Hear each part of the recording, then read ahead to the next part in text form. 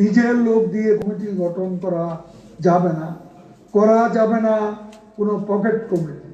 দলকে শক্তিশালী করতে হলে নিবেদিত প্রাণ কর্মীদের এগিয়ে আসতে হবে। মনে রাখবেন, চিহ্নিত অপরাধী, চিহ্নিত দাগিদার, চিহ্নিত দখলদার, চিহ্নিত মাদক সেবী, মাদক ব্যবসায়ী, চিহ্নিত সাম্প্রদায়িক অপশক্তি, অনুপ্রবেশকারী, নারী অবমাননাকারী, বিতর্কিত ব্যক্তিদের দলে আনা যাবে না। নরসিংদীতে আমি জানি না একজনের জন্য সারা বাংলাদেশে আমাদের ক্ষতি হয়েছে অনেক। একটা খারাপ কাজ 10টা ভালো কাজকেও ঢেকে দিতে পারে। প্রধানমন্ত্রী শেখ হাসিনা যখন এইসব কথা শুনেন, পত্রপত্রিকায় খবর বেরোয়, তখন তিনি খুব কষ্ট পান। তিনি অনেক কষ্ট করে বঙ্গবন্ধুর অনুপস্থিতিতে এই দলকে সারা দেশ ঘুরে ঘুরে এই দলকে সংগঠিত করেছেন।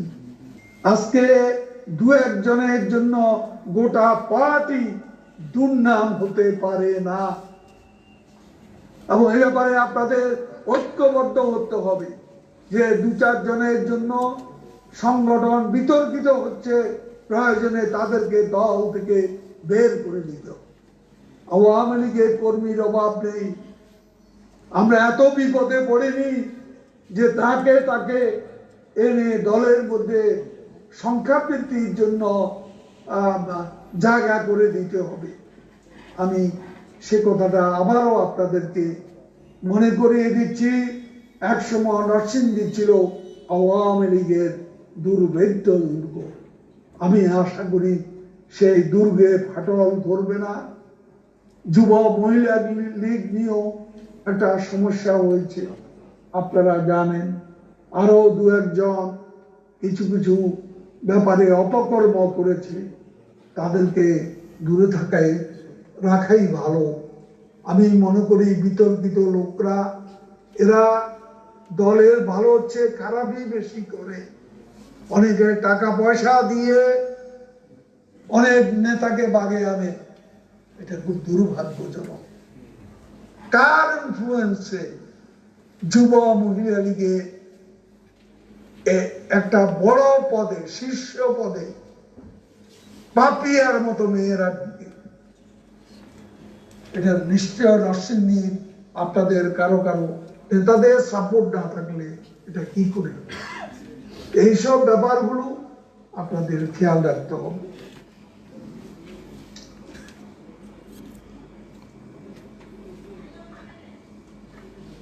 স্থানীয় সরকার নির্বাচনে প্রতিদ্বন্দ্বিতার বিষয়ে দলের সভাপতি শেখ হাসিনা স্পষ্ট নির্দেশ নেওয়া হচ্ছে, অতীতে যারা দলের নির্দেশ অমান্য করে প্রার্থী হয়েছে, বিদ্রোহী হয়েছে, তারা নির্বাচনে জয়ী হন বা পরাজিত হন, তাদের মনোনয়ন আমরা এবার থেকে দেব না।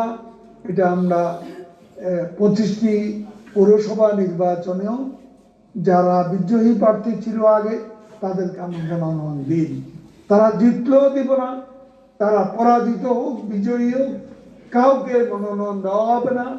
এবং এই বিদ্রোহের পেছনে যেই নেতাদের বা জনপ্রতিনিধি উস্কানি আছে, যে নেতা বা জনপ্রতিনিধির মদত আছে, তাদের ব্যাপারে আমরা অনুসন্ধান, এবং সেটা অবশ্যই শাস্তিযোগ্য অপরাধ। যারা এ ধরনের দল বিরোধী কর্মকাণ্ডে দলের সভানেত্রীতে কাগজে সই করে নৌকা দেন, সেখানে তার বিরুদ্ধে বিদ্রোহ করার অর্থ কি? এটা কি আমরা বুঝি না? তারপরেও কেন নেতারা, কোন নেতা এদেরকে মদত দেন? এটা যেন ভবিষ্যতে আর না হয়, আমি সেটা আপনাদেরকে স্মরণ করিয়ে দিচ্ছি। প্রিয় ভাই এবং বোনেরা, দলের নাম ভাঙিয়ে কেউ যেন কোনো অপকর্ম করতে না পারে, সেদিকে নজর রাখতে হবে। সেখানে আমাদের ফারুক ভাই আছেন, হুমায়ুন ভাই আছেন, আমাদের মির্জা আজম খুবই পরিশ্রমী সংগঠক, দায়িত্ব পাওয়ার পর থেকেই অবিরাম ঢাকা একটা বিশাল বিভাগ এখানে কাজ করে যাচ্ছে এবং তার সহযোগিতা নেবেন জয়েন্ট সেক্রেটারি আছে ডাক্তার দীপুমণি এবং আমাদের ঢাকা বিভাগের দায়িত্বপ্রাপ্ত নেত্রী ফারুক ভাই, ডক্টর রাজ্জাক সহ নেতৃবৃন্দ আছে, তাদের সঙ্গে বসে সমস্যার সমাধান করবেন। ছোটখাটো বিষয় আমার কাছেও আসার দরকার নেই, আপনারা করে ফেলতে পারলে আর সমাধান নেত্রীর কাছে পর্যন্ত আমাদের যেতে হবে না। নেত্রী এমনিতে অনেক ভারাক্রান্ত, তার উপর অনেক বোঝা, বিশাল দায়িত্ব, করোনার মতো পরিস্থিতি তিনি যে দৃঢ় মনোবল নিয়ে মোকাবিলা করছেন, এটা একটা প্রশংসার ব্যাপার। আজকে রোহিঙ্গা সংকট, ভাষান্তরে রোহিঙ্গাদের স্থানান্তর করার যে প্রক্রিয়া, এটা যতই বিরোধিতা যারাই করুন না কেন, শেখ হাসিনা যৌক্তিক কাজ করেছে। আজকে আমাদের 5 লাখ লোক উঠিয়া টেকনাফে, অথচ অতিরিক্ত 11 লাখ লোক বার্মা থেকে বিতাড়িত সে রোহিঙ্গারা, তার সঙ্গে গত এই 2 বছরে আরো 2 লাখ লোক যুক্ত হয়েছে, জন্ম নিয়েছে নতুন শিশুরা। এদের আমরা কোথায় জায়গা দেব? পৃথিবীর সবচেয়ে আনব্রোকেন দীর্ঘ যে সমুদ্র সৈকত, সেই সৈকতের সৌন্দর্য নষ্ট হচ্ছে, আমাদের ইকোলজি নষ্ট হচ্ছে, আমাদের ইকোনমি ধ্বংস হচ্ছে, আমাদের গাছপালা পাহাড় উজাড় হয়ে যাচ্ছে। আমরা কত ক্ষতির সম্মুখীন।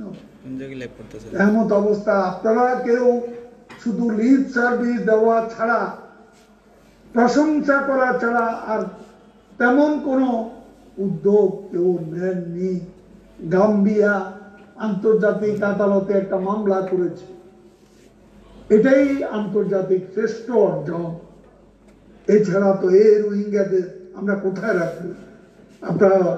আপনারা কি কোনো দেশকে এইসব রোহিঙ্গাদের নিয়ে বসবাসের আশ্রয়ের জন্য ব্যবস্থা করেছেন?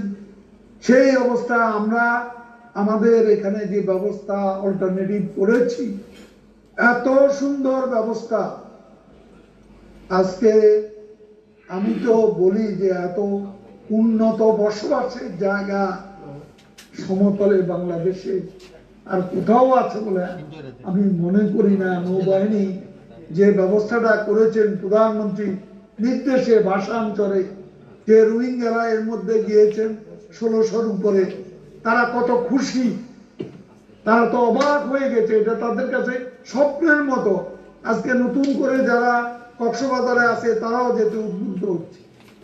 এটা স্থায়ী কোনো বিষয় নয়, কারণ তারা তাদের দেশে ফিরে যাবে, এটাই আমরা চাই। আমরা আরো আন্তর্জাতিক উদ্যোগ চাই মিয়ানমারের উপর চাপ সৃষ্টির জন্য, তারা যাতে সম্মানের সাথে শান্তিপূর্ণ পরিবেশে তাদের স্বদেশে গিয়ে বসত করতে পারে। আমি আমার বক্তব্য আর বাড়াবো না। ফারুক ভাই সহ নেতৃবৃন্দ বক্তব্য রাখবেন।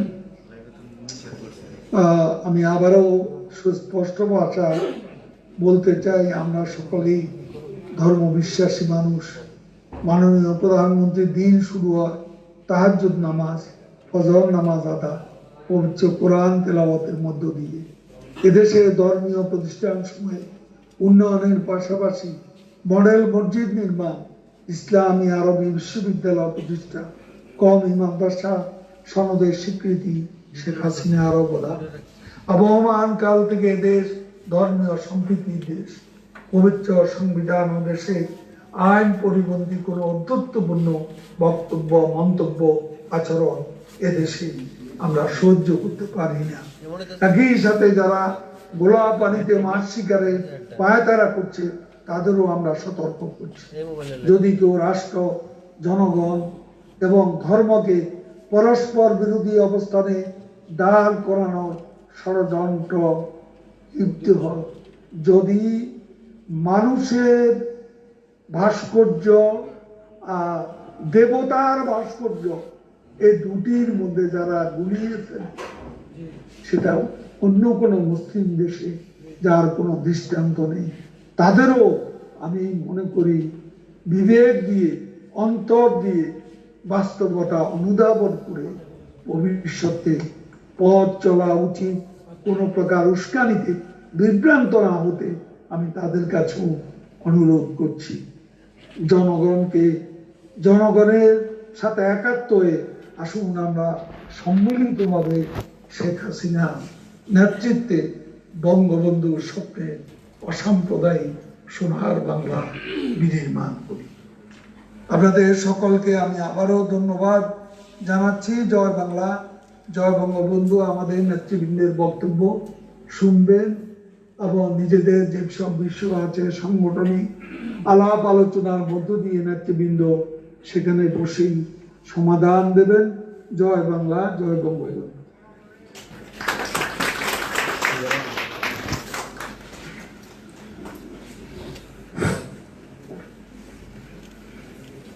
আমি বিনীতভাবে অনুরোধ করব, মিডিয়া ছাড়া অন্য যে কেউ